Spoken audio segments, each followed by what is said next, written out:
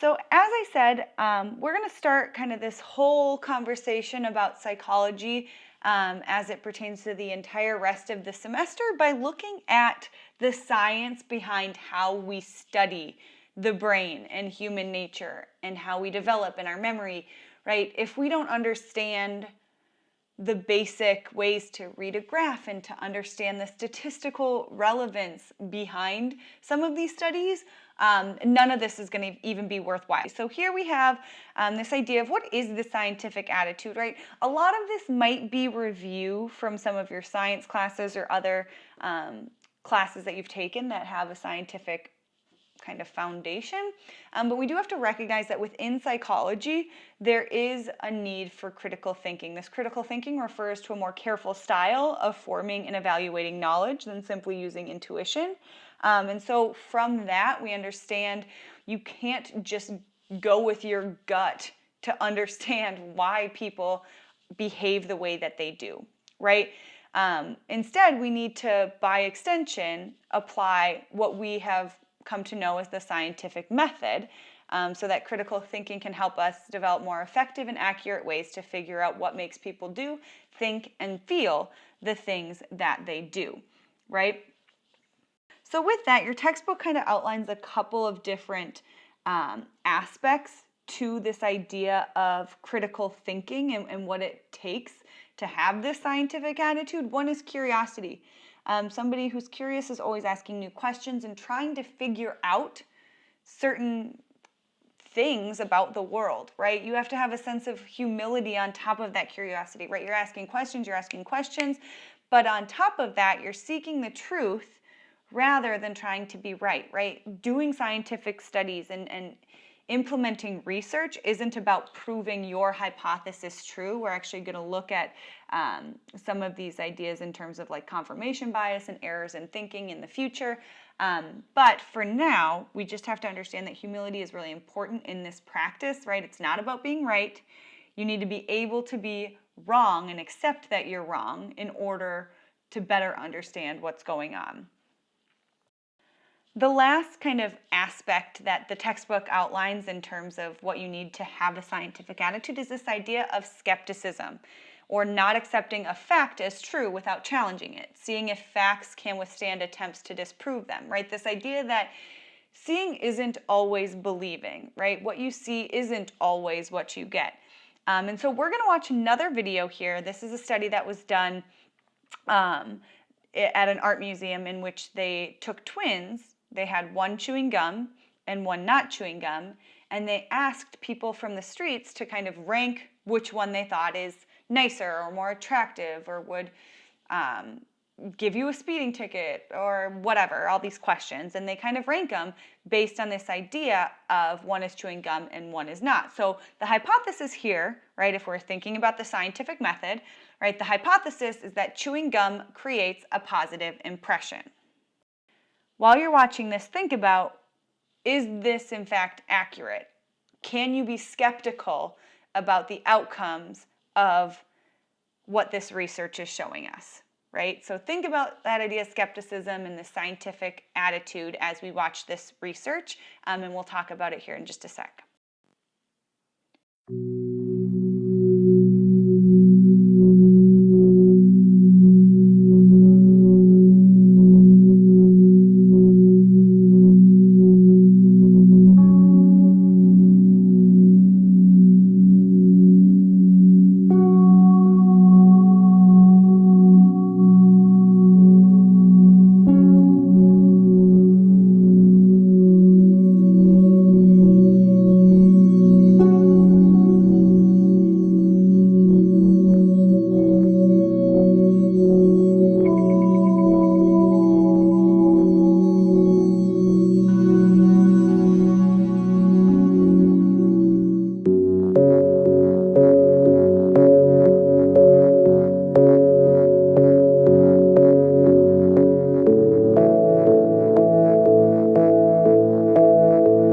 Welcome. Which one seems like he has more friends?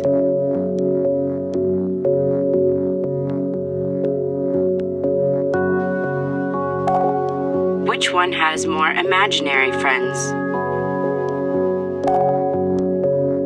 one gets invited to more parties?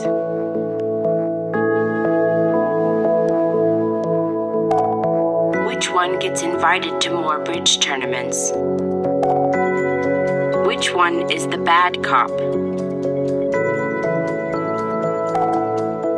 Which of these bosses would give you a raise? Which one would fire you when you ask for a raise?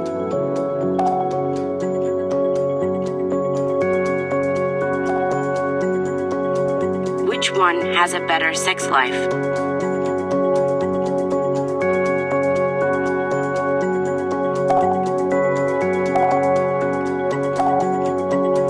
Which one never puts money into the employee gift pool? Which one really enjoys giving you a ticket?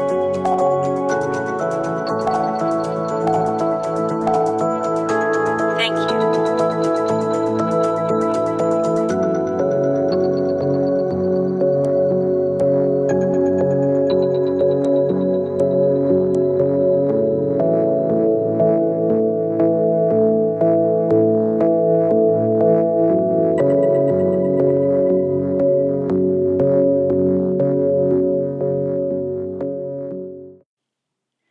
So after watching that video, right, we know a few things. Overwhelmingly, people associated more positive actions with the person who was chewing gum. Even though these twins look the same, they're identical, right? The company, they controlled for things like their clothing and their hair, their makeup if they were wearing it, their body language, right? They controlled for a lot of this stuff. The only thing they changed was whether they were chewing gum or not. And it's easy to say, well, yeah, that makes sense, right? Chewing gum does make somebody have a positive impression of them. But we have to remember that there are potential conflicts of interest. There are aspects of the research process that aren't being depicted. There are potential confounding variables, right? We'll talk about some of these key kind of buzzwords in just a second. But like looking at this particular study, and we're talking about potential confounding variables. Hopefully, right, we're talking about being skeptic. We're talking about using skepticism and questioning everything, right? Potentially, when we're talking confounding variables, the act of chewing gum creates a more relaxed facial expression, which is compared to the twin who's not making any facial expression at all, right? So it's not so much the act of chewing gum, but it's the actual facial expression that chewing gum presents to people, right? We also didn't see the sample selection. We don't know who was coming into this art museum to rank these people. We don't know what happened following the experiment, right? And then lastly, and kind of in terms of conflict of interest, the big one, right? This was funded by a gum advertising ploy, right?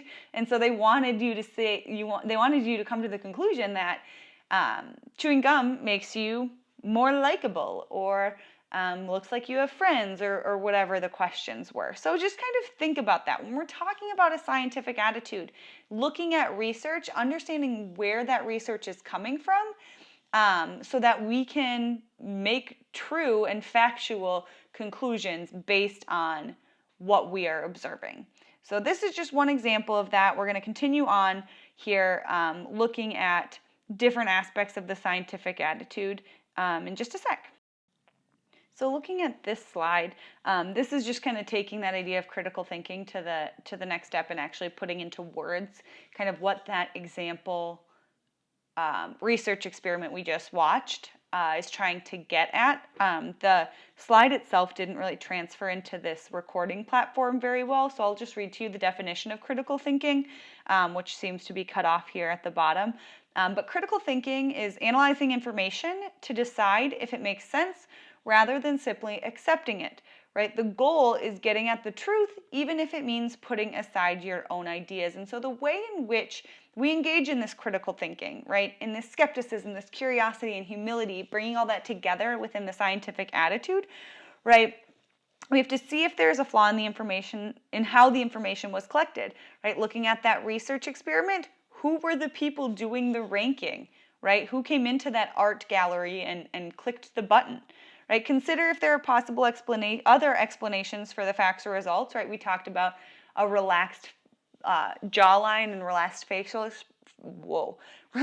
facial expression has more positive connotations with it, and therefore that's why people more closely associated positive feelings with somebody chewing gum, right? That could be another possible explanation, right? The next one, looking for hidden assumptions and decide if you agree, right? Thinking about where are these assumptions coming from? Is it because it's an advertisement funded by a gum business or gum company? Looking for hidden bias, politics, values, or personal connections. Again, that confounding variable, that conflict of interest, and then putting aside your own assumptions and biases to look at the evidence itself. So just kind of think about some of those things as they pertain to our understanding of having a scientific attitude. As we continue moving forward, we're going to look at some of the failures in our thinking styles, and then go on to the actual scientific method, break that down just a little bit further. So here we have some of those natural thinking style fails. The first is hindsight bias, right? That's going to be this idea of I knew it all along, right? You're working through an activity, an assignment, a problem in life, whatever, and it's really difficult, it takes you a really long time, and then all of a sudden you figure out the solution, and you're like, oh, well, yeah, I knew that all along, right? Even though it was really difficult for you. We tend to do this, our brain makes some of those assumptions or associations kind of to protect our own self-esteem. We also see the coincidence error, or mistakenly perceiving order in random events, right? This example, which is cut off on this slide, the dice must be fixed because you rolled 3 6s in a row. Well, rolling a dice is a random act. Even if, how many times have you been like, oh, I rolled a 6 3 times. There's no way I can roll a 6 again, right? There's the same exact chance that you're going to roll a 6 again as any other number, right? So we make those mistakes in perceiving order in random events. And we also have what we call an overconfidence error, right? I am sure I am correct, right? I only know what I know, and therefore I'm using what I know to form my opinions and my ideas, and therefore what I know is right. Right? We have this overconfidence error that is a part of human nature. So what I want you to do when we're talking about overconfidence, I want you to just look at this slide. I'm going to have you pause the video here and go ahead and answer questions 1 through 5. If we were in class in person, we do a lot of handouts that are similar to this. But for now, pause the video, go through and answer these to the best of your ability. I'm going to give you the answer in just a second, and we'll see how confident you really are and put this overconfidence idea to the test.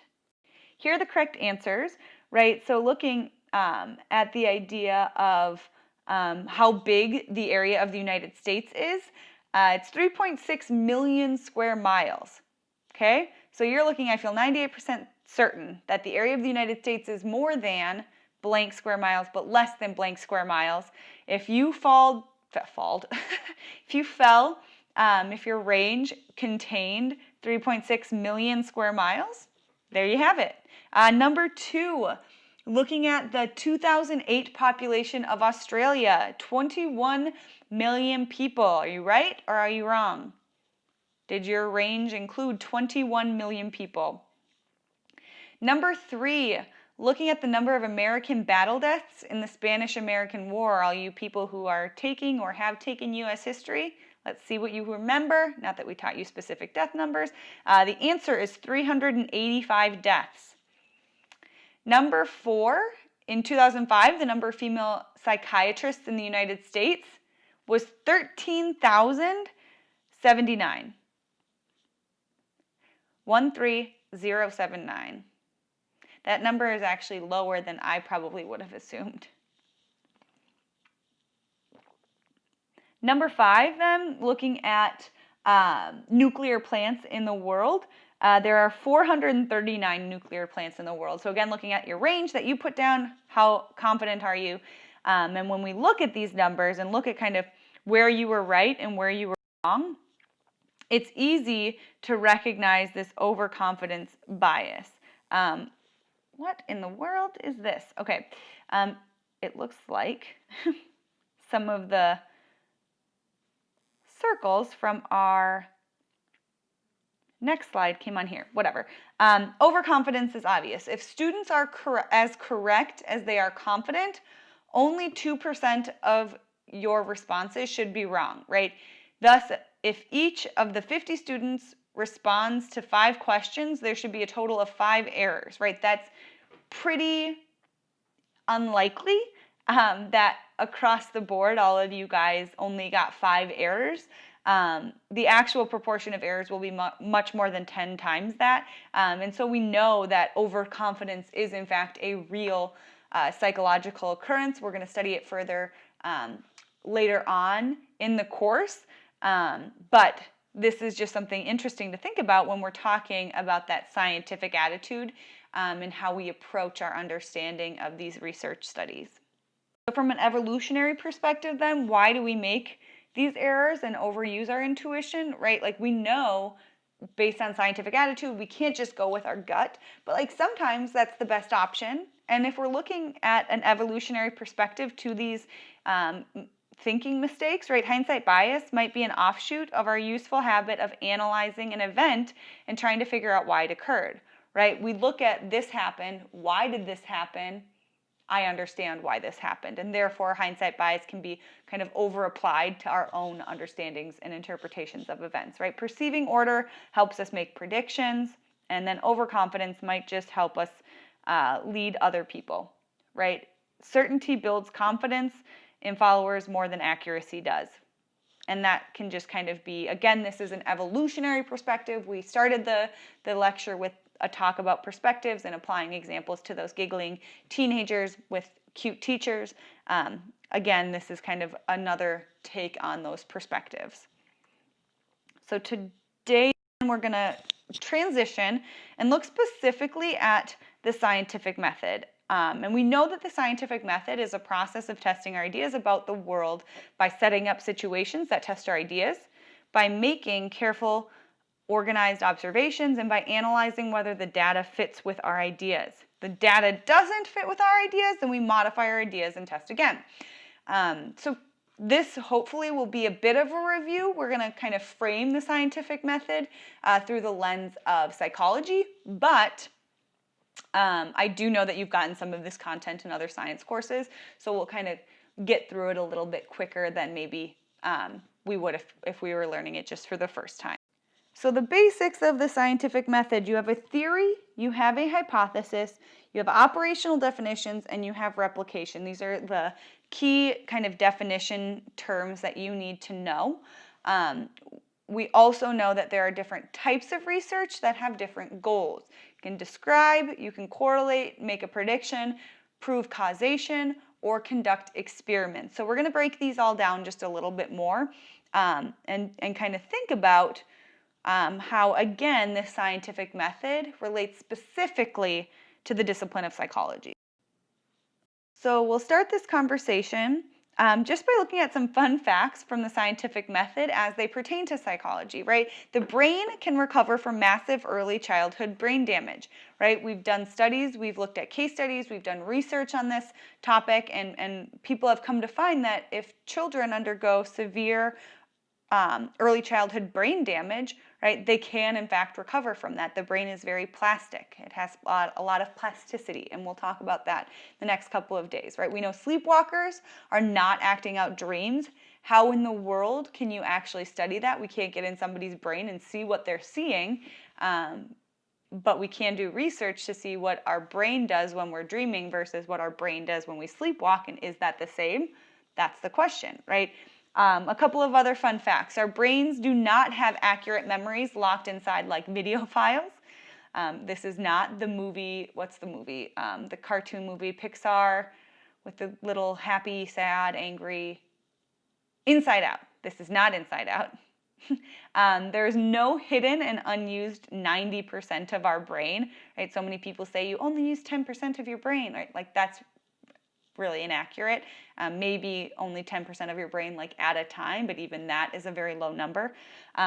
People often change their opinions to fit their actions, right? Why does this happen? These are all things that can be studied from a scientific foundation to come to specific conclusions, to make theories, and to make hypotheses. A theory, then, is a set of principles built on observations and other verifiable facts that explain some phenomenon and predict its future behavior, right? A hypothesis is a testable prediction consistent with our theory. So we have this theory, we have this idea, this set of principles that we kind of believe, and so then we make a hypothesis based on that theory, and that hypothesis needs to be testable, meaning the hypothesis is stated in a way that we could make our observations to find out if it is true or not. So for example, we have this idea, we have this theory that all ADHD symptoms, right, are a reaction to eating sugar, right?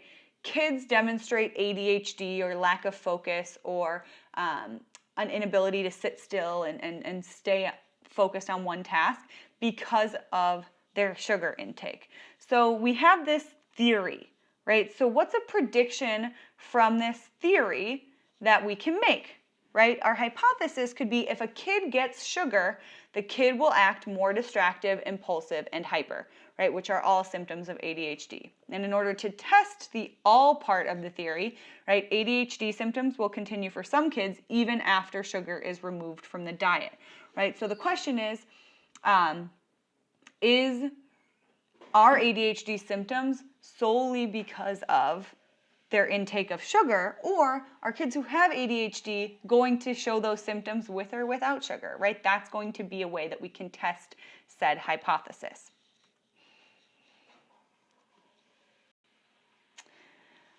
But when we make or test these hypotheses, we have to be very, very intentional by recognizing our own biases and by setting up our experiments and our tests in a way that are focused on finding the truth. Again, that humility piece of the scientific attitude, finding the truth, not just to be right. And so we know that people can use data and information in whatever way they want. They can use numbers to prove they're right, to prove others are wrong. But we also know that there are ways to kind of safeguard from that, right? There are ways to create hypotheses that are designed to be disconfirmed, right? Like I believe I have this hypothesis that sugar leads to ADHD symptoms.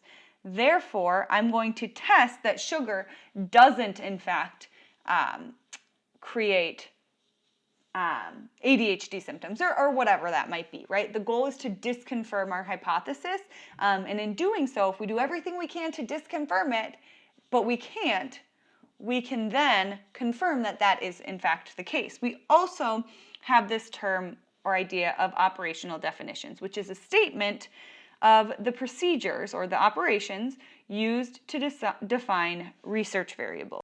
So the goal with these operational definitions is really put a tangible, measurable definition to some of these ideas, right? In psychology, we're not always working with numbers. We're not working with really straightforward ideas, right? Is sleepwalking dreaming?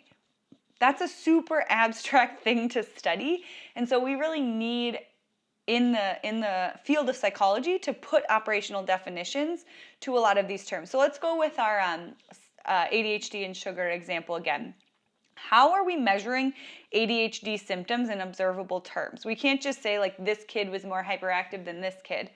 Like, okay, how do you know that? How are you proving that? What numbers are you tying to more hyperactive, quote unquote, right? And so you might say hyperactivity equals the number of times per hour a student is out of their seat, right? Looking at inattention, you might look at the number of minutes a kid can focus on a task before becoming distracted. Because if you're using these tangible, concrete, operational definitions for hyperactivity or inattention, right, you're able to say, right, Johnny got out of his seat 7 times in an hour, whereas Susie got out of her seat 1 time within that hour. Therefore, we know Johnny is more hyperactive than Susie, and we can recognize, are they eating sugar? Are they ADHD?